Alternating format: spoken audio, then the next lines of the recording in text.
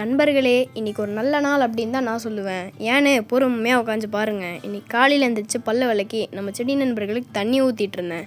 அப்போ தான் கவனித்தேன், நம்ம வெள்ளி, அதாவது பொசுங்கின மாதிரி இருக்கிற செடி டார்க் க்ரீனில் கீழே சின்ன சின்னதாக இலை விட்டுருந்தான். பார்க்கவே அழகாக இருந்துச்சு. சந்தோஷம். அடுத்து ஏதோ சத்தம் வர மாதிரி இருந்துச்சுன்னு வெளியே போய் பார்த்தா பக்கத்து வீட்டுக்கு முன்னாடி இந்த நாய் குட்டி போட்டு வச்சுருக்கு.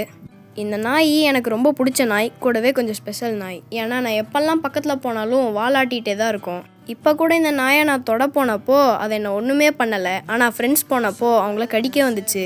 பையனுக்கு ஓவர் பாசம் போல். இது 2வது சந்தோஷம். சந்தோஷமாக காப்பியை குடிச்சிட்டு இருந்தேன். அப்போ தான் நான் மாடி மேலே வச்ச வரிக்கி ஒன்றை தூக்கிட்டு போகிறதுக்கு காக்கான்னு ஒருத்தன் வந்திருந்தான்.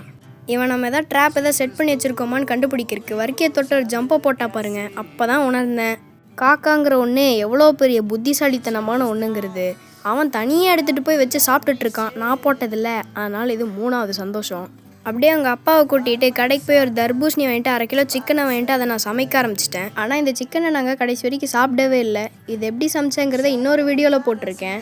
அதை ஏன் சாப்பிட்லங்கிறத அந்த வீடியோட கடைசியில் சொல்லியிருக்கேன். அப்படியே பொறுமையாக ஒரு குழியில் போட்டு ட்ரெஸ்ஸை மாற்றிட்டு தெரிஞ்சவங்க ஃபங்க்ஷனுக்கு போய் சாப்பிட்டுட்டு வீட்டுக்கு வரதுக்கு ரொம்பவே லேட் ஆயிடுச்சு. எனக்கும் லைட்டாக பசிக்கிற மாதிரி இருந்ததால் வீட்டுக்கு வந்து 4 உளுந்த வடையை உள்ளே தள்ளிட்டு இன்றைக்கி நாளை முடிச்சுக்கிட்டேன். அடுத்த வீடியோவில் சந்திப்போம்.